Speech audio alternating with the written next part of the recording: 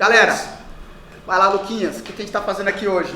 Hoje a gente está comemorando aí, rapaziada, a nossa grande meta, né, pessoal, aí de 10 mil placas que a gente alcançamos aí em 4 anos e viemos conversar aí sobre um pouco dessa nossa trajetória, como que a gente chegou aqui, falar um pouco também sobre o nosso trampo de proteção, de vendas, e queria passar a bola aí pro nosso amigo Erasmo, né, que foi o nosso gestor durante muito tempo, e explicar um pouco, né, como que a gente chegou, como que a gente alcançou essas 10 mil placas em 4 anos de regional.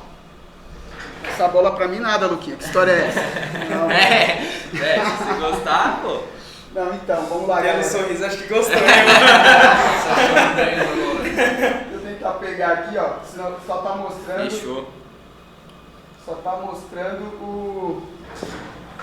Só tá mostrando os caras e eu não tá mostrando. Bom, quando a gente fala 10 mil placas, quem não conhece o nosso mercado pode achar que é muito, pode achar que é pouco, mas tem associações associações inteiras que estão no mercado aí há mais tempo que não tem 10 mil placas aí para comemorar. E tudo nessa vida começa com uma coisa muito boa, pode começar com uma coisa muito ruim, né? E toda essa história começou com um chute na bunda, né? Um chute na bunda essa história começou. Eu trabalhava com uma outra galera vendendo Porto Conecta, vendendo chip, vendendo seguros. E por um erro de uma EPS nossa, né, de uma empresa prestadora de serviço, os caras bloquearam o nosso acesso na Porto Seguro e a gente não pôde mais vender cartão de crédito Porto Conecta, que era o nosso ganha-pão. Mas você vendia seguro lá? Vendia de tudo, mas o foco era mais Porto Conecta e cartão da Porto, esse era o foco. Legal. Né? Aí os caras bloquearam de um dia pra noite. Então um dia a gente tava com grana na conta, no outro dia não tinha nada, mas tinha as contas ainda pra pagar. Beleza. E aí o Antônio Carlos sempre me falava, né, do mundo da proteção veicular, tal, que era bacana você conhecer uma associação de proteção veicular. Só que eu era da escola da Car System, né? Eu tinha sido gestor na Car System, lá tinha uma equipe de vendas, que era a equipe de mídia que a gente falava, que é o que pegava papel de mídia. E naquela época a gente falava, quando alguém falava de associação de produção veicular, a gente falava que era seguro pirata. Era seguro pirata. A gente descia a lenha na associação de produção veicular. Também era a mesma coisa. Descia a lenha. Não, isso aí é seguro pirata, não rola, não pega nada, não pega nada não, assim, não paga nada. E descia a lenha. Aí o Antônio Carlos ficou me enchendo o saco e tal. Eu fui trabalhar numa outra escola de inglês, eu tinha saído de uma. E ele, vamos falar. Aí começou a me levar em reunião com gestores dessa área de produção veicular, começou a me levar em feira, simpósio, uma parte de coisa. Beleza. E aí eu comecei a entender um pouco mais. E aí quando aconteceu esse negócio aí dos caras bloquear nós lá na Porto Conecta, né? O que eu tinha ido uns dias antes com outro brother meu, numa reunião de uma associação de produção veicular, da APVS. Mas até então você não conhecia nada do mercado? Não, nada. conhecia. Nessa época a gente já tinha saído da LinkedIn. Eu não sei se vocês tinham saído, mas a LinkedIn não estava mais vendendo para nós. A gente saiu em fevereiro, mas a gente já estava conversando já de... Não, então vocês não tinham saído não, que a primeira vez que eu ouvi falar de produção veicular, que eu fui na reunião, foi em janeiro. Então janeiro. Não, a gente saiu. Eu fui em janeiro, aí os cara me explicaram tal, tudo mais, como que era, tudo certinho, me deram um bolo de panfleto, me deram um contrato, falou, vai e brilha, né? Vai e brilha. Mas beleza, eu guardei esses negócios, nunca trabalhei. Quando aconteceu esse negócio da Porto Conecta, de descredenciar, eu me vi numa situação que eu não tinha dinheiro pra comprar fralda e leite, mano. Minha filha era pequena e eu não tinha dinheiro pra comprar fralda e leite. Na época eu lembro que eu liguei pro meu pai, pedi um dinheiro emprestado pro meu pai emprestou. E aí, velho, eu comecei a falar, eu tenho que dar um jeito. Aí eu lembrei da produção veicular, um cara me chamou, que é cliente meu até hoje, o William, me chamou e falou assim, velho, eu tô precisando proteger uma Fiorino. Nós já tínhamos cotado essa Fiorino na Surrai e na época não deu aceitação porque ela era de leilão. Aí, preciso proteger essa Fiorino. Eu falei, vamos colocar nessa PVS. Eu sabia que a PVS pegava veículo de leilão, pagava 65% do valor da tabela FIP. Surrai não pagava nada. Aí falei, tá bom, William, tô indo aí. Fui lá na casa dele, expliquei pra ele como funcionava, levei já o contrato, era uma pastinha azul. Ele fechou, preenchi lá na hora o contrato, ele assinou, eu assinei, ele não, foi na nome da mãe dele, a mãe dele assinou, pá. E aí ele já me pagou os 300, liguei pro meu pai, devolvi o dinheiro do meu pai, já fiquei com o dinheiro para comprar mais fralda, mais leite e um dinheiro já para camelar.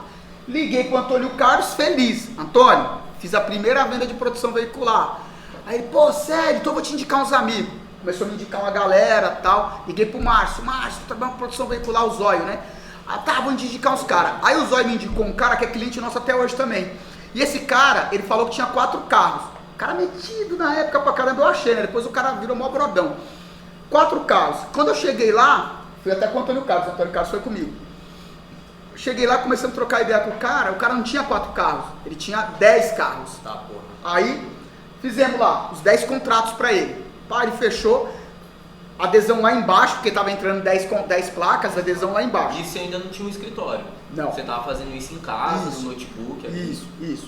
Aí entrou as 10 placas, eu animei. Aí eu comecei, o Antônio Carlos indicou um cara, um amigo dele, pode falar? Um amigo dele que trabalhou com ele indicou o primo. Aí nós fomos fazer a vistoria era uma Sportage, fomos fazer a vistoria do cara, era num puteiro. Olha só. Aí beleza, nós chegamos lá, velho, lá em São Bernardo, pá, embicamos o carro, era bar não sei o que, embicamos quando nós entrou, o cara falou, tô chegando aí daqui a pouco, tal, espera aí. Sentamos numa sala assim, né, o bar aqui, a garagem do carro e uma recepção. Daqui a pouco começou a descer as minas, só de calcinha, pra cumprimentar a gente. Aí o Erasmo falou, proteção é o que eu quero. Aí eu me liguei que as minas estavam ali pra gente ver elas, né, pra fazer ou não um programa. O cara depois no final, o cara ainda falou pra mim assim, quiser já deixa a adesão aqui. Falei, não, tô de boa. Mas beleza. Aí a gente fez essa venda, ele indicou outro, foi indicando uma parte de cara. E aí eu fiz mais ou menos umas 50 vendas. Aí eu falei, vou abrir o escritório. Isso. Aí tem um amigo nosso que emprestou o escritório, ajudou a gente com a grana inicial. Emprestou. Ele ajudou com o escritório, que era dele, ele mandou reformar, colocou, mobiliou e aí eu vendi o meu carro. Eu tinha um carro, eu vendi um carro. Era Spin, né? Era Spin. Eu vendia Spin porque mesmo com o escritório montado, eu precisava de dinheiro para pagar vocês, eu precisava de dinheiro para viver, né? Beleza. E aí foi quando eu fui atrás de vocês. E aí vocês vieram, tal, a gente fez a entrevista. Na realidade, o Messias que indicou vocês. Isso. Aí indicou os 3. Filho da puta, não ia me contratar não, irmão. Aí o primeiro foi o Luquinhas veio, troquei ideia com o Luquinhas entrou, pá. Aí o Vitão me ligou, né? Ele falou assim pra mim, eu não preciso de administração, eu já tenho. O Vitão queria o supervisor já. Aí contratamos o Vitão, aí ficou eu, o Lucas e o Vitor. Aí lá, né, aí geramos lead, pá, fizemos uma geração de lead. Só capítulo a parte de geração de lead, eu não sabia gerar lead. Eu tinha visitado um amigo meu, o Gama, que é até hoje da produção veicular, e ele falou que ele estava gerando lead e ele me deu o norte. De como fazer. Eu tentei, não consegui muito. Aí, quando eu trabalhava na escola de inglês, eu conheci um cara lá de São José dos Campos que fazia geração de lead para a escola de inglês. Aí eu liguei pra ele, tô precisando gerar lead e tal de produção veicular. Eu nunca gerei lead para seguro, para proteção, essas coisas, mas eu vou tentar. Eu falei, quanto você cobra? Aí ele falou, eu vou cobrar R$400 para fazer a campanha e R$400 para administrar por mês. Legal. Falei, tá bom, então o investimento inicial de 800, mais o que você ia gastar com lead, e ele ia cobrar 400 para administrar. Isso te dando retorno de quanto por mês? Não, então, até então não tinha retorno nenhum. Aí pá, geramos lead, o primeiro lead que gerou foi um caminhão, o Antônio Carlos que bateu esse lead e vendeu. Aí ficamos mó animado e tal, aí começou a gerar lead para vocês, você fez a primeira venda que foi uma Transalp, o Vitor fez a segunda que foi aquele... Também para moto, foi uma... CG, né? Uma CGzinha, uma Phaser 250. Uma Phaser 250, aí depois entrou aquele Smart, lembra? A terceira venda foi um Smart. As primeiras vendas a gente sempre vai lembrar. Sim. Beleza. Aí, velho, eu vi que o negócio dava certo, a gente começou a impulsionar mais, eu virei pro cara e falei pro cara assim, mano, como eu não consigo ficar te pagando esses R$400 para sempre. Quanto que você cobra para me ensinar? Ele falou, me paga mais de 400 que eu te ensino. Aí eu paguei R$400, ele veio de São José pra cá, sentou comigo um dia, ensinou um dia e ficou me dando suporte. Eu tentei nesse um dia absorver tudo que ele tinha, suguei ele ao máximo, aprendi a fazer a geração de lead. E aí continuamos. Aí o Ioannis começou a pedir emprego, queria trabalhar com a gente. Uma pergunta que eu tenho, a princípio a sua ideia era essa mesmo? Tipo, começar com 3, 4, ou já meter um call center com 10 caras vendendo ali pra você ter uma quantidade maior? Não, a minha ideia era começar com 3, 4. Com 3 pra você filtrar aqueles caras no máximo. Ensinei, por que 3, 4? Depois eu falo da vinda do Ioannis. Porque se você lembra como era lá? Lá era uma sala pequena, um pouco maior que essa. Mas daria pra colocar mais pessoas? Daria, mas eu sentava num canto e com 3, 4 eu conseguiria ensinar tudo que eu sabia pros 3, 4. E depois, posteriormente... E aí depois eu ia fazendo líderes dentro da própria operação que ia ensinando pros demais. Legal. Que fossem chegando. Fechou. E aí vocês lembram, tudo que vocês falavam eu corrigia. Não fala assim, fala isso, esse áudio tá longo, manda isso, manda aquilo. Que já é algo que você não consegue controlar com 10 pessoas, por exemplo. Por isso você tem que ter líderes estratégicos dentro do negócio. Sim. E aí o Ioannis me ligando, querendo emprego, e trabalhava também num dealer que vendia Porto Conecta lá aonde que era, Ioannis? Era no Brooklyn. Era net. Não, pô, o cara... da Link, tipo... Não, mano, ele tá falando dos o cara lá, você trabalhava lá no... Era no Vila Lobos. Vila Lobos. Era net, Sky... Era net, Sky. Isso. E aí eu falei, vou chamar, né? Aí deu uma melhoradinha, começou a entrar uma grana a mais, aí deu pra eu ter um alívio pra chamar o Ioannis. Aí chamei o Ioannis. Aí foi uma bosta. Né? Uma bosta. Porque o Ioannis, mano, quando ele veio... Tava fazendo a média de quantas vendas? Você lembra? Antes dele entrar? Tava uma média de 40 vendas por mês. O Vitor fazia umas 11, 12, você também. Não sei, você fazia 20, né? Mas aí tipo, o Antônio fazia umas de vez em quando, tinha assim, sempre entrava uma venda de indicação aqui. 40, 50. Isso. Aí quando o Ioannis veio, porque eu falei que foi uma merda, porque nos primeiros 15 dias ele não vendeu nada, ele só gastou condução, só gastou dinheiro, café e lead. Né? E nada, não vendia, mano. O Ioannis não vendia. Aí um dia eu cheguei puto da vida de manhã, eu falei pro Antônio Carlos, mano, eu vou mandar esse filho da puta embora hoje, mano. Aí ele, mano, tem certeza? Dá mais uma chance pro menino, não sei o que. Não, vou mandar ele embora, Não vendeu nada, 15 dias, só tá comendo meu dinheiro. Acho que ele não tá nem se esforçando. Foi o que eu pensei, né? Por ele não falar nada. Não falava nada dele. Ele tanto não falava nada que a gente colocou o apelido dele de mudo, né? Até hoje é mudo. Né? Aí, mano, no dia que eu ia mandar embora o Ioannis, mano, eu falei, vou mandar depois do almoço. Né? Mas você chegou a dar algum toque pra ele? Não, falei nada, tava na minha, vou esperar. Aí, tipo, quando foi umas 10 horas, ele já meteu uma venda. Oroso, dá pra fazer uma vistoria ainda hoje, não sei aonde, eu falei. Olha, filha dá pra fazer. Né? Mas ainda falei, não, mas mesmo assim eu vou mandar ele embora. Pegou raiva do uma venda. Só um mês. Mas é uma semana, caralho! 15 dias. 15 Essa dias, uma venda não pagava nem o que ele gastou. Aí beleza, mano. Aí pá, ele começou a mandar os documentos pra fazer a venda. Daqui a pouco, Oroso, e Jundiaí, dá pra fazer um outro. Aí você vendeu de novo? Lembra do Nicolau lá também, foi no começo, né? O Nicolau foi no começo. Uma adesão. Aí, 2 vendas no dia. Eu falei, 2 vendas no dia já dá pra eu dar mais um dia pra ele. Uma segurada. E a partir desse dia em diante, ele nunca mais parou de vender, né? Verdade. Parou de vender, continuou. Aí a gente, nesse primeiro mês que ele tava, a gente já chegou em umas 80 vendas, né? Depois dos 15 dias ele E ele foi o dispensou. primeiro a bater 30. Que eu e o Lucas a gente não achava que era o que a gente ia Era real, que era real. Aí depois outro mês 100 e aí foi. Uma coisa que é importante a gente falar até mesmo para quem quer montar regional, para quem quer montar negócio, não adianta você querer fazer tudo. Por exemplo, no início que eu montei o projeto, cada vendedor ia preencher o seu contrato e mandar. E aí 2 coisas fez eu desistir da ideia de cada vendedor preencher o contrato. O cara ficava perdendo tempo. O cara ficava perdendo tempo preenchendo o contrato e não chamava mais lead. E a letra do Vitor, mano. O Vitor preencheu um contrato. A letra dele. Mano, não dava pra entender nada. A letra feia letra feia do caramba. Aí eu falei, não, daqui que eu preencho. Aí eu comecei a preencher e tal, mas começou a aparecer outras coisas pra eu fazer a gestão do lead, pagar a conta do negócio, organizar o pagamento de vocês, organizar a comissão de vocês. A gente foi contratar uma back-office, né? Nossa primeira back-office, foi a Estherzinha. Já tinha trabalhado comigo, com vocês na Link, tinha comigo lá na corretora. Sim. E aí bacana, fomos pra cima, continuamos. Foi árduo, porque tipo, nesse início eu não tirava dinheiro das vendas, as vendas pagavam o escritório. Então eu também vendia, então o que eu tinha de ganho era do que eu vendia. Então a outra dica para quem vai empreender, não adianta você montar um negócio e já querer sugar do negócio, não. Você também tem que vender. Só que eu também não vendia tanto assim, não estava vendendo tanto, eu comecei a tirar um pouco do foco das vendas, porque aí começou a dar um retorno, isso já depois de uns meses, começou a dar um retorno, eu tirei o pé das vendas. E vocês já estavam vendendo, de vez em quando a gente sempre contratava um estagiário ou outro, lembra? Você partiu com as parcerias. Isso, só que aí eu fui visitar o Gama mais uma vez, aí o Gama, eu falei, pô Gama, eu não consigo passar de 100, 120 vendas. Aí ele, porra, não consegue passar de 100, 120, por quê? Quantas você tá vendendo? Eu falei, não, eu vendo 1, 2, 3 agora, porque o meu trampo agora é administrativo, cuidar dos meninos, dar feedback, correr atrás de parceria. Ele, não, mano, você tá errado, você tem que puxar o bonde. Você tem que ser o maior vendedor lá de dentro. Aí eu voltei a vender e tal. E aí a gente começou a crescer. Aí voltei a colocar 20 e poucas vendas. E o Ioannis já estava fazendo umas 30 nessa época. O Vitor fazia de 20 para 30, você, né, também. Aí foi uma época, aí vem um outro passo que a gente vai, bom falar aqui, que a gente vai falar sobre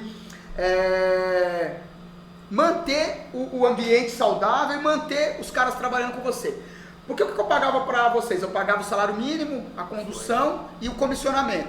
Comissionamento bom pra caramba. Né? No começo, né? Depois você viu que tava começando a dar uma apertadinha. Você falou, Deus, eu calculei tudo errado essa moleque.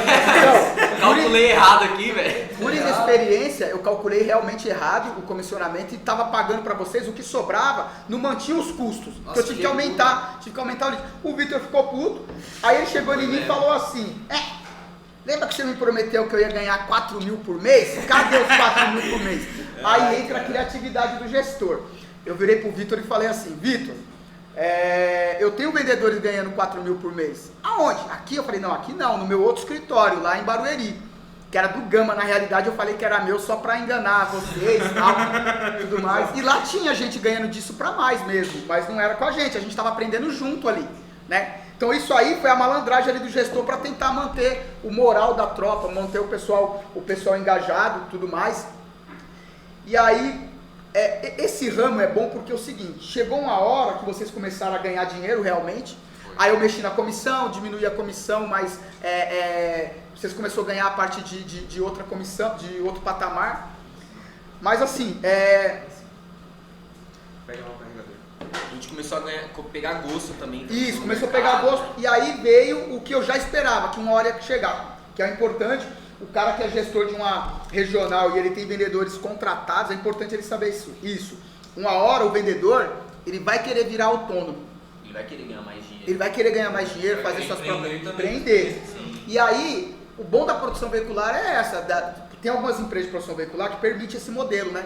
Você cadastra o cara abaixo de você, como se fosse um multinível, mas não é um multinível, que é 2 graus. E ele pode virar um regional igual você, um gerente regional e assim vai.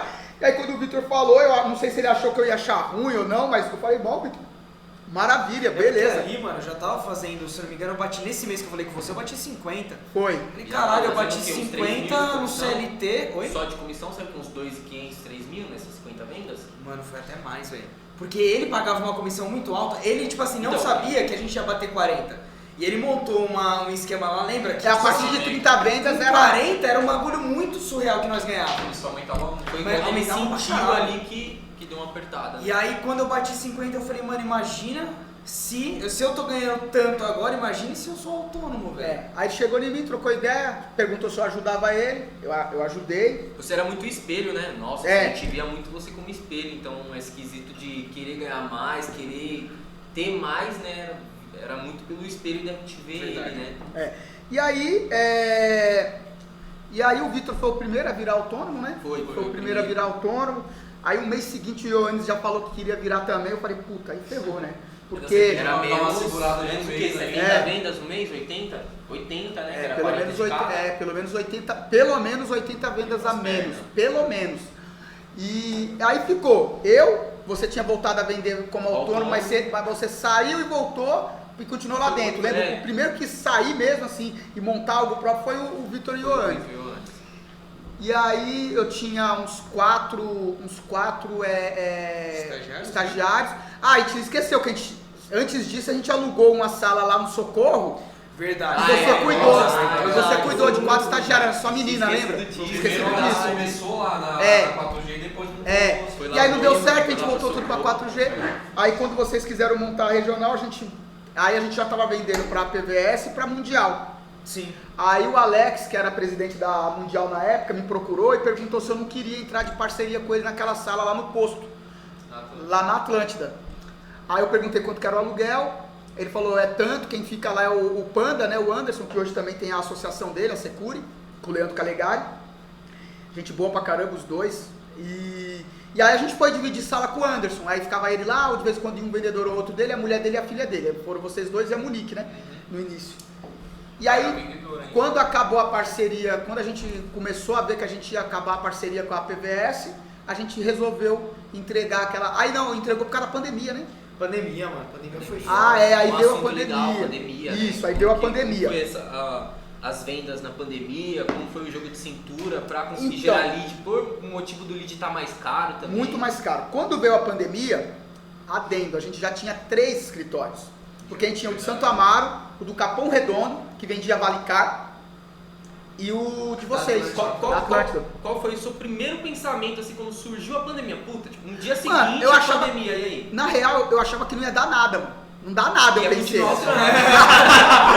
Eu pensei, não dá nada, isso aí é o seguinte, Continuar vendendo. vai continuar até vendendo. quando der, né, irmão? Porque até então a gente vendia online, né? Pro pessoal vender. A gente não ia pra rua, então pra nós Mas a ia vistoria, continuar. então, mas a vistoria era presencial. Que até os clientes pediam a máscara pro Isso. misturador no começo. Aí quando eu comecei a perceber que ia dar alguma coisa assim, que o bagulho ia demorar meses, aí eu comecei a meio que desesperar.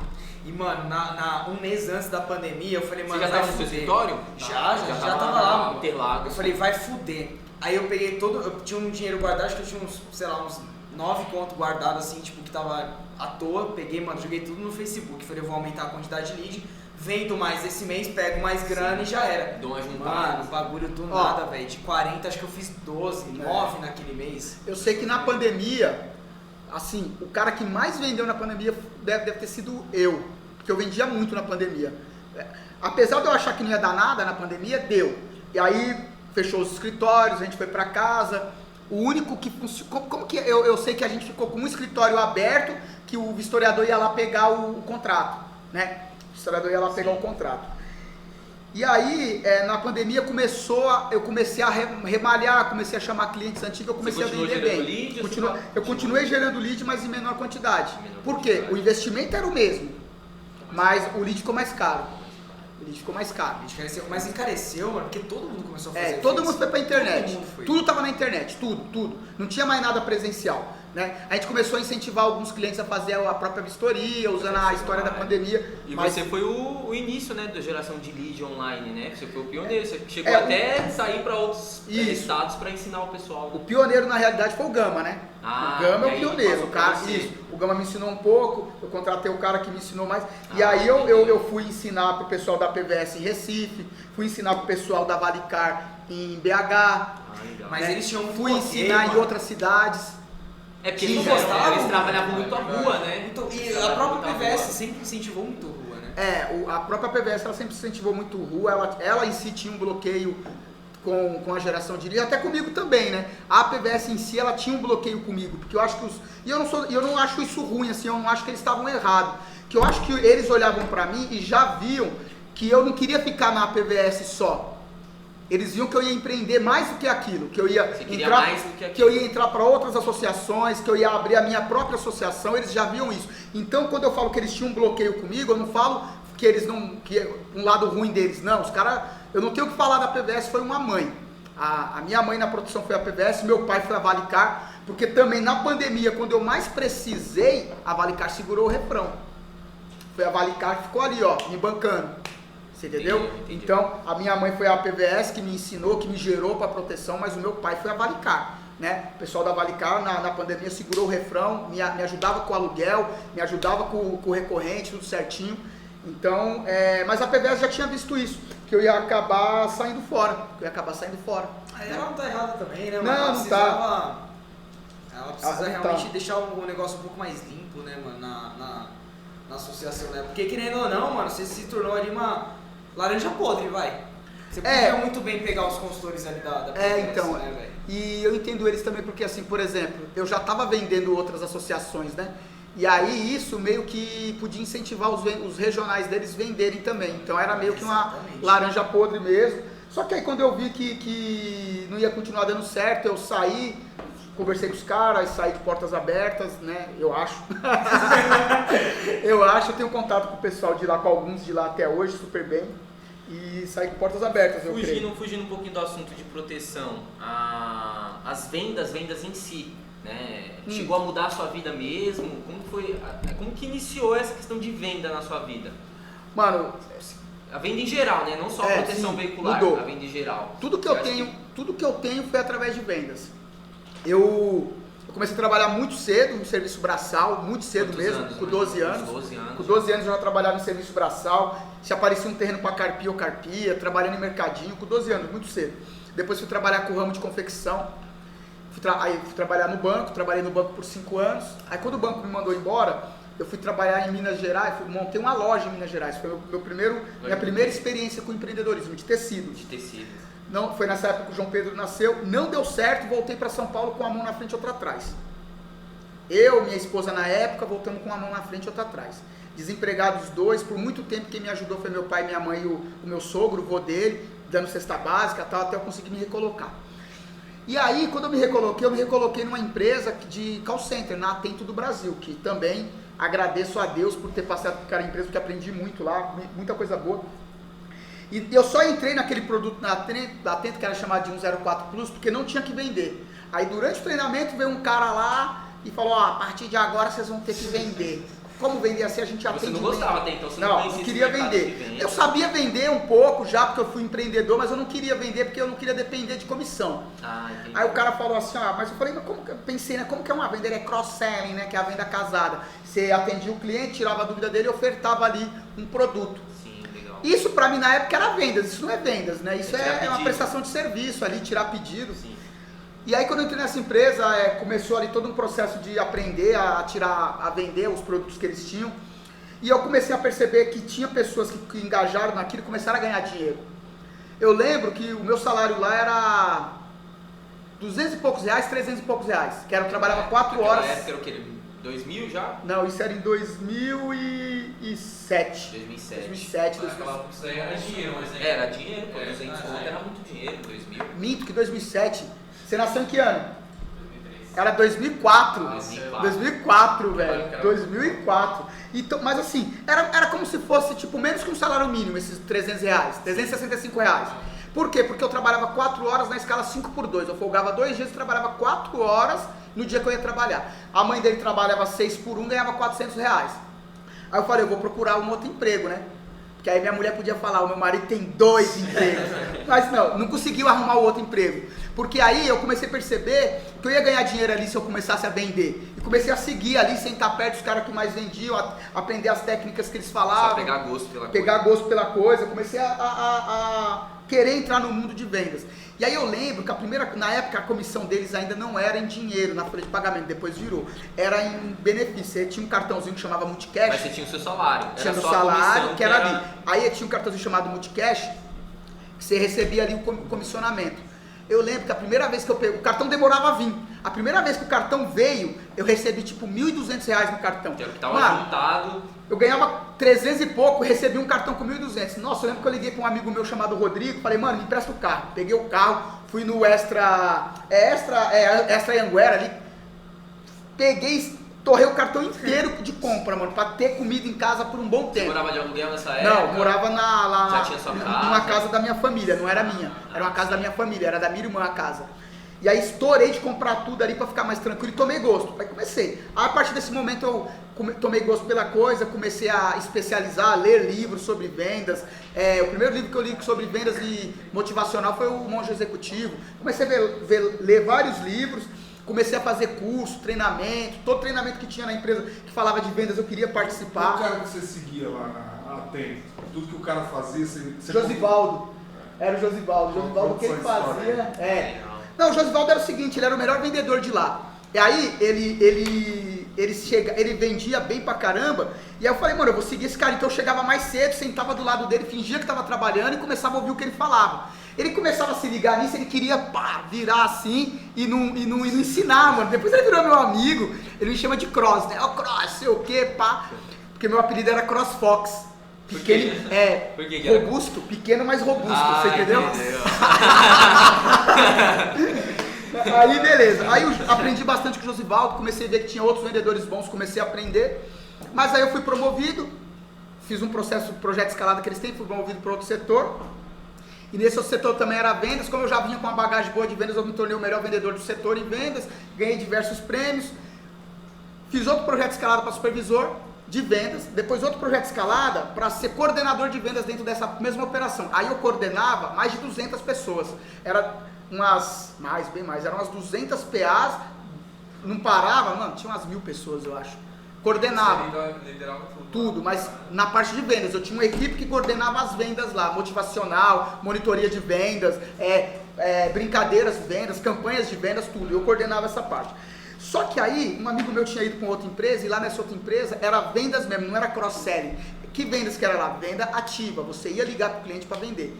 Aí eu pedi as contas e fui para lá porque eu queria aprender a ligar para o cliente e vender, porque lá a gente vendia para o cliente que ligava, era o outbound, eu queria fazer, aliás, era o inbound, né? O cliente ligava ali para comprar, eu queria fazer o outbound, eu queria ligar para o cliente e ver como que era, né? O outbound sales, ligar aqui, convencer o cara a comprar. Fui, aprendi, o projeto não deu certo, e aí daí eu fui para várias empresas. Aí, a partir desse momento, eu só fiquei no ramo de vendas, eu nunca mais quis trabalhar com nada que não fosse vendas. Porque aí eu comecei a conseguir tudo que eu precisava com vendas. Seu primeiro carro, é legal você falar. Construir minha casa, meu primeiro carro. Carro eu já tinha tido, né? Que era para ti? Qual foi? Não, o carro eu já tinha ganhado o carro quando eu trabalhava no Bradesco e tal, já tinha comprado carro. Mas com vendas, o primeiro carro que eu peguei assim, falei assim, não, esse carro aqui foi 100% de vendas. Que eu posso falar é recente. É o Civic. Porque o Civic foi o seguinte, eu sempre tive carro, mas o Civic foi um carro que eu paguei só com comissão de vendas. Eu comprei o carro do Civic de um amigo do Antônio Carlos que estava apertado, aí era para pagar, tinha 48 prestações para pagar, eu paguei em 7 meses. Olha só. 48 prestações de R$1.050. Só com as adesão você pagou. Só com as adesão. Isso aí, você faz 5 vendas, 4 vendas, você pagou ela. Então, só que eu paguei 48 prestações em 7 meses. Ah, você foi adiantando. Tudo que eu pegava toda a adesão que eu vendia e pagava 5, 6 pau todo mês. 5, 6 pau todo mês. Teve um mês que eu acho que paguei 12 pau. Peguei 12 pau, paguei lá. Em 7 meses eu paguei o Civic, você entendeu? Então assim, o carro que eu falo que foi o carro que as vendas me deu 100% foi o Civic, porque eu paguei ele muito rápido. Eu tive um golzinho também quando eu trabalhei na escola de inglês, também eu paguei muito rápido com vendas, mas o Civic eu não era funcionário de ninguém. Você entendeu a diferença? Eu era empreendedor. Eu dependia de mim mesmo, não tinha um salário lá, um CLT, se você registro. não pagasse, você tava ferrado. Era eu mesmo, não tinha o salário no final do mês. Sim, entendeu. E eu continuei mantendo minha família, mantendo minhas coisas e paguei o Civic em 7 meses, tudo isso com vendas. Então assim, velho, eu não penso em sair de vendas, eu não penso em fazer outra coisa sem ser vender. E é legal também pro pessoal também entender que procurar a não se apegar a um salário fixo, né? Comissão hoje de vendas é muito melhor do que você ter um salário fixo. Olha, o salário fixo, ele querendo ou não, ele te aprisiona, né? Ele traz segurança, mas ele te aprisiona. Porque o que você está vendendo ali no salário fixo? Você não está vendendo a sua força de trabalho, você está vendendo o seu tempo. O que você tem mais de precioso hoje em dia é o seu tempo. O que você está vendendo com um salário fixo é o seu tempo. O tempo que você tinha para estar prospectando, para estar vendendo, para estar ganhando dinheiro, você vende aquelas 8 horas por dia, 40 horas semanais para fazer aquilo que a empresa te pede. É o que você está vendendo. Então o salário fixo ele te limita. Eu não sou contra quem quer continuar como CLT e tudo mais, eu não sou contra, cada um sabe onde o calo aperta, sim, mas ele te limita. Você pode estar na melhor multinacional do mundo, você nunca vai passar do teto que a empresa tem. Nunca. Em vendas, é você que faz o seu teto. Se você for capaz de vender milhões, você vai ganhar milhões. Se você não for capaz, você vai ganhar o que você é capaz de vender. Tudo depende de você mesmo. Tudo depende de você. Então, vendas pra mim eu não me vejo em outra profissão, sem ser vendendo, eu não me vejo. Se um dia eu parar de vender produção veicular, eu vou vender outra coisa. Mas eu vou vender até os meus últimos dias. Vai trabalhar com vendas. Mano, eu queria até, vendo aqui na cabeça, nem tava marcado aí. Mas, a gente entrou final de março de 2018. Foi dia 23 de maio. 22, vocês começaram. 22 de maio. Cara, exatamente um ano depois, 2019, mano, a gente já tava, outras pessoas, assim. Já era um patamar. Já era um outro patamar completo. Eu já morava sozinho. O que é que você, pensou, mano, Você já sabia que a gente ia conseguir chegar? A gente já tava batendo mais de 100 vendas. Já, isso é fácil. já. Isso é Em fácil. 6 meses a gente já tava batendo mais de 100 vendas. E o que fez pra você ter essa pulsão de menos de um ano conseguir bater 100 vendas, 120 Qual foi a vendas? sua estratégia? Tirando nós, assim, mano, tirando nós. Ou só foi na raça mesmo, sei lá. só na Não, vontade? Mano, vocês já ouviram falar do Hernan Cortés? Eu já. O Hernan Cortés foi um cara que ele invadiu lá, ele tinha que invadir uma ilha, não sei se era Cuba, onde que era. E aí quando ele invadiu, ele chamou o imediato da frota dele, falou, queima aqueles barcos ali. Você é louco, não sei o que, queima. E como que a gente vai voltar? A gente não vai voltar. Ou a gente conquista esse país, essa ilha, não lembro o que era, ou a gente vai morrer tentando. E eu não tinha outra opção. Ou eu vencia, ou eu vencia. Eu não tinha pra onde voltar. Você tinha vendido seu carro também? Tinha vendido meu carro, tava com o nome estourado, não tinha pra onde voltar. Não dava certo. Ou dava certo, ou dava certo. Eu dormia e acordava pensando, ou dá certo, ou dá certo. Aí, tive a sorte de, não sei se é sorte ou foi o universo que me devolveu isso que eu joguei pra ele, de colocar pessoas na minha vida que me ajudaram. O Antônio Carlos, o próprio Nelson, o pessoal da PVS na época, vocês principalmente. Aí, eu e o Antônio, de vez em quando a gente conversa, a gente fala assim, mano, mas o que foi que a gente fez que a gente acertou de cara em 3 e os caras venderam tanto? É que foi uma junção de situações importantes. O Vitor, com o filho pequeno, precisando vender. O Ioane sempre foi um cara que gostou de trabalhar, você querendo ter sua independência. E aí, isso aqui, necessidade. Primeira coisa que o vendedor tem que ter, necessidade. Tá bom, necessidade. Aí, produto bom, tínhamos um produto bom que o povo precisa. E eu também tinha uma necessidade muito grande, então eu estava muito engajado, eu não deixava vocês desengajar. Quando vocês pareciam que ia desengajar, eu vinha com uma história, contava, chamava, pá, então eu mantive vocês engajados. Mas o grande diferencial foi o fato da gente estar muito junto ali, na mesma vibração de vendas mesmo. Sim, quando você falava uma coisa que estava errada, eu corrigia, você entendia que eu estava corrigindo porque estava certo. Sim. O Lucas falava errado, eu corrigia, o Ioannis. Então aquela vibração ali de todo mundo querer ganhar dinheiro, de todo mundo estar necessitado, fez com que convergesse ali os fatores e a gente alcançasse. Fez um ambiente para gerar venda mesmo. Isso. Então, tava ganhando e a gente quis ganhar mais ainda. Mais ainda. Um assunto que eu queria entrar é sobre o medo, né? Nesse um ano que o Vitão falou que a gente alavancou muito, você tinha algum medo quando você começou de não dar certo? Porque você falou, ou dava certo ou dava certo. Mas dentro de você tinha um medo de não dar certo ou você já sabia que poderia, foi a certeza que ia dar certo? Você já tinha isso na sua cabeça? Não, o medo sempre existe, né? O medo sempre existe. E o medo, ele pode ser bom ou ruim. O medo pode te paralisar ou te motivar.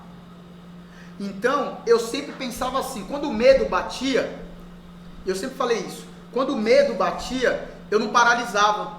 Eu achava no medo um estímulo para fazer mais. Que situação de medo assim que você pegou, que você falou, mano, essa foi foda, velho? Mano, olha, quando a gente começou, eu pagava uma parcela muito alta do meu apartamento financiado, eu pagava uma parcela muito alta. E para começar o negócio, apesar de ter vendido meu carro, eu tive que deixar atrasar algumas parcelas. Então meu primeiro medo era não conseguir colocar isso em ordem. E aí eu vendi e coloquei.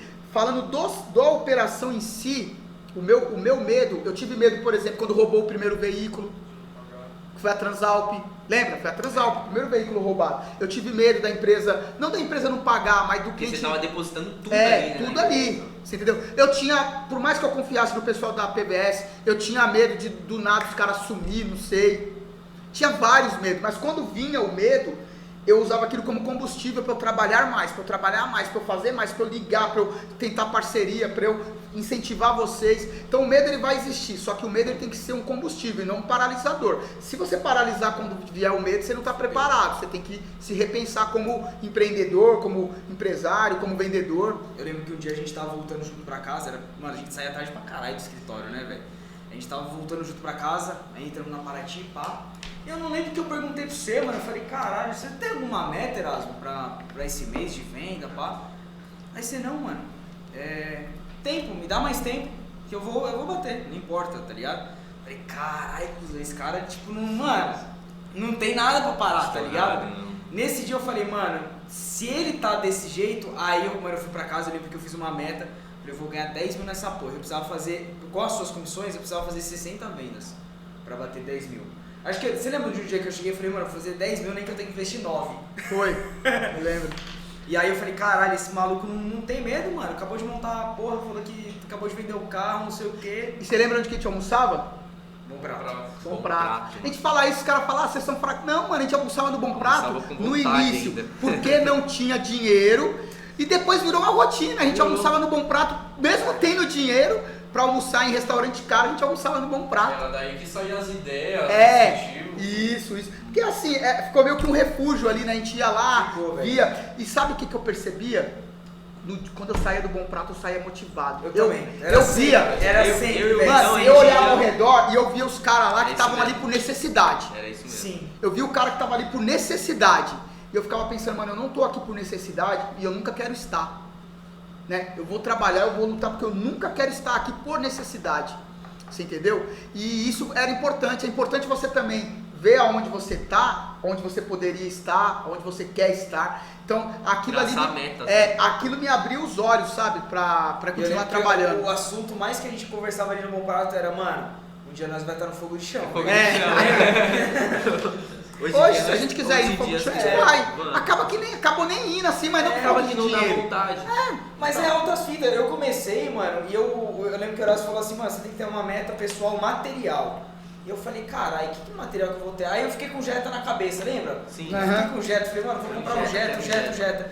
Quando eu falei, mano, eu vou fazer tantas vendas, eu vou comprar o Jetta. Eu bati tantas vendas, eu falei, mano, Não quer um Jetta agora. pra que eu vou pegar um Jetta, tá ligado? Aí eu fui pro escritório. Aí eu falei, mano, acho que o escritório fica mais legal. Sim, com certeza. E assim, uma coisa que eu acho importante é assim, na proteção veicular, falando da proteção veicular, nós nos especializamos muito na geração de lead e na venda online. Só que esses dias eu estava conversando com um parceiro meu da própria PBS e ele falou assim, o vendedor moderno hoje de produção veicular, ele não pode estar preso só em uma forma de Tem que ser prospecção. articulado, né? Tem que- Ele não pode só prospectar online, tem que prospectar fisicamente. Por isso que a gente começou esse projeto aí que vocês estão encabeçando, de ir pra rua, fazer parceria com loja, com posto de gasolina, com tudo mais, porque você tem que ter várias fontes, né? No Várias começo fontes. lá do escritório você saía para fazer essas parcerias? Você ia em concessionárias? Você ia em outras... Fui. Em lojas, principalmente call center, você já foi para apresentar o que você já fazia para a pessoa vender para você? Olha, vamos lá. Eu fiz parcerias com umas 3 concessionárias que sempre, até hoje, tem uma delas que me manda indicação, 2 lá em Francisco Morato.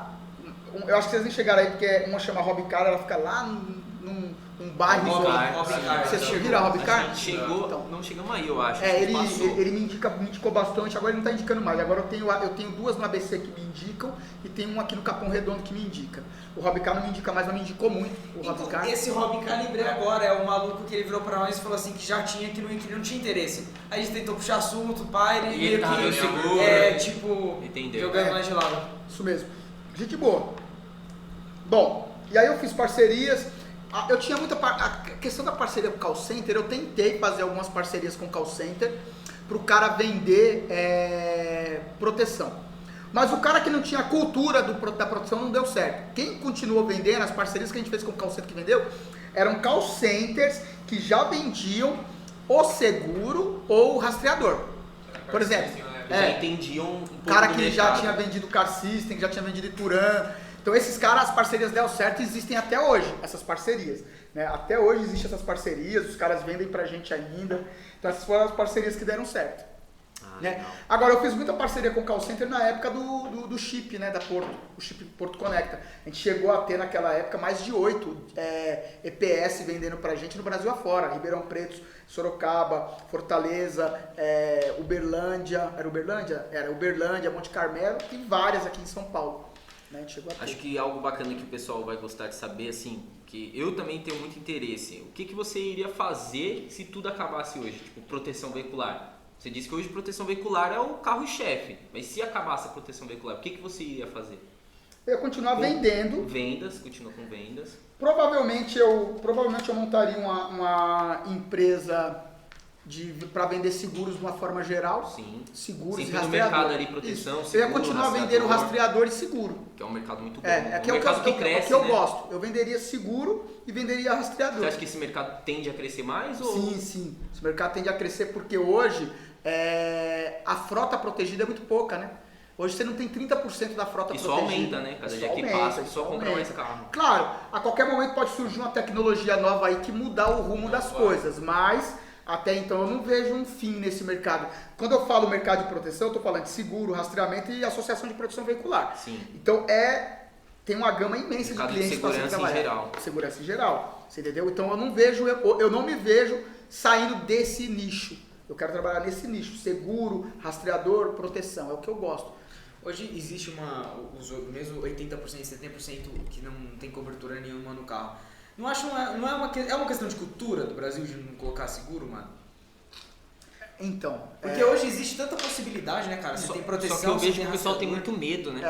é uma questão Muito de medo. cultura, é uma questão de cultura quando você fala de outro tipo de seguro. Sim. Do seguro prestamista, do seguro de vida, do seguro saúde, que é o plano de saúde, né? Aí é uma questão de cultura. No seguro automotivo, não. Seguro automotivo é preço. As seguradoras, quando criaram os perfis, ela meio que separou o joio do trigo. Eu quero essa fatia aqui, que é 20 a 25% do mercado. Vocês entenderam? E esses outros 70%, 75% do mercado aqui, 80%, eles ficaram sem opção. Aí tem a opção do rastreador e da proteção veicular. Né? E tem aquele cara que mora numa cidade que realmente não tem muita necessidade, ele acha que não tem muita necessidade, mas o seguro serve para várias coisas. Eu acho Né? que com tanta mídia, cara, de proteção, cara, tem, assim, são nem sei quantas proteções veiculares que tem hoje. Mas posso Por que falar? que ainda não conseguiu atingir ainda, mano? Porque é Faz muito grande, sucesso. é muito carro, é muito grande, mano. É Tem muito muito grande. mercado A gente acha que atinge uma capilaridade imensa porque nós estamos inseridos no processo. Mas antes de eu vir para o mundo de produção veicular, no mundo de rastreamento, eu nem sabia o que era isso. Você jogou suas cartas. Eu nem sabia. Igual, por exemplo, quando eu fui trabalhar com inglês online. Quando a empresa que eu fui trabalhar de inglês online me chamou, eu falei, mas será que isso vende, velho? Quando eu cheguei lá, vende milhões. É um mercado gigantesco. Então quando a gente está inserido no mercado, a gente não tem uma visão muito macro. Sabe a visão macro de ver o tamanho do mercado? Nosso mercado é imenso. Só que tem muita coisa que é um complicador. Moto, não é em todo lugar que você consegue aceitar moto. Né? O roubo de moto é muito forte no São Paulo e Rio de Janeiro. Mas o mercado é muito grande, muito grande. Agora a gente está expandindo para outras cidades. No caso da Capital Car, para tentar aumentar também, diminuir o fluxo de sinistralidade.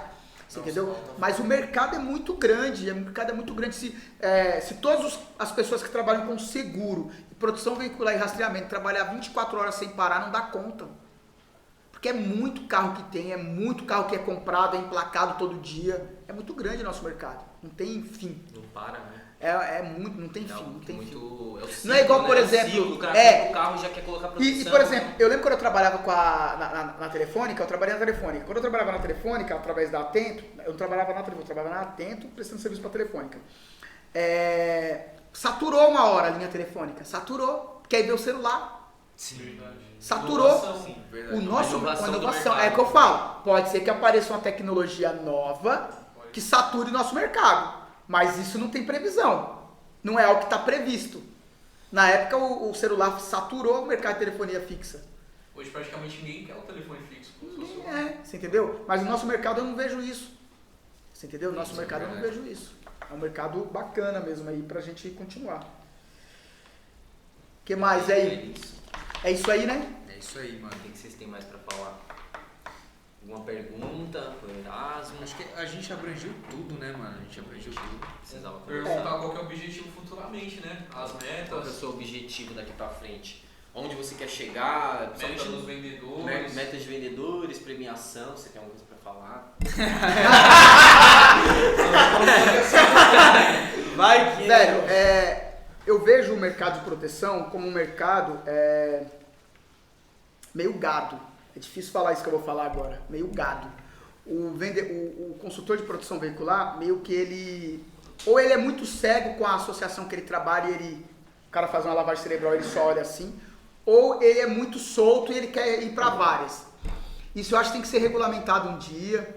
Eu acho que tinha que ter algum órgão ou um sindicato, alguma coisa, para poder unificar as pessoas que trabalham com produção veicular. Porque você, por exemplo, você é autônomo, ele é autônomo, eu sou autônomo.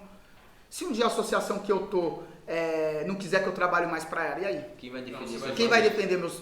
Não existe regulamentação nenhuma, não existe nada. Então, o próximo passo, eu acho, é não regulamentar as proteções veiculares, não é isso. Eu não tô nem aí para isso, isso aí não é meu papel. Eu sou vendedor, eu sou o outro lado da ponta. Eu acho que o futuro é as pessoas que trabalham com produção veicular, os consultores de produção veicular se unirem para organizar o mercado. Terem direitos, benefícios, terem plano de carreira, tudo mais. Eu acho que esse é o futuro. E é isso que eu quero chegar um dia. São meus próximos passos. Visar isso. Fechou? Voltando no assunto sobre regulamentação. Regulamentação da proteção. Você acha que isso vai chegar algum dia? Você acha que está próximo, está muito longe, daqui 10 anos, 5 anos? Qual que é a sua projeção para isso? Eu acho que nós entrou falar desde que a gente entrou fala, né? Que tem 4 anos. Eu acho que mais uns 5 anos aí regulamenta. Eu acho que vai ter que regulamentar uma hora, porque não tem mais como voltar para trás. Voltar para trás é um pleonasmo, mas grande, é um mercado muito grande, é um mercado que fatura bilhões. Muita gente necessita desse mercado também. Se o cara hoje fecha todas as proteções veicular, quantos pais de família vão ficar sem salário, sem dinheiro? Diretamente e indiretamente. Diretamente e indiretamente. Assistência 24 horas, rastreador. Hoje é um mercado que movimenta bilhões. Mercado que movimenta bilhões. Então, o próximo passo é regulamentar. Não sei se é daqui 1 ano, 2, eu acho que daqui uns 5 anos. Se chega na maturidade desse setor para se regulamentar esse setor. Mas é um negócio que eu não me preocupo muito com isso. Eu acho que a minha linhagem é mais o consultor, eu quero cuidar dos consultores, eu quero pensar nisso. Vai regulamentar bacana os consultores. Por exemplo, o corretor de seguro, ele tem o Sincor, ele tem que regulamenta, que fala as regras dele. E o consultor, quem que vai regulamentar o consultor? Quem vai ajudar o consultor? É nisso que a gente tem que pensar também.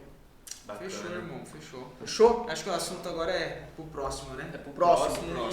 Então aí, galera, isso aí foi o primeiro episódio do... Não dá nada. Não dá nada até a hora que dá. Até fechou? a hora que dá. Valeu, obrigado. Vamos lá. Tchau, tchau, hein. Mano, da hora, gostei, velho. Porra. Ainda eu achei que a gente, mano, foi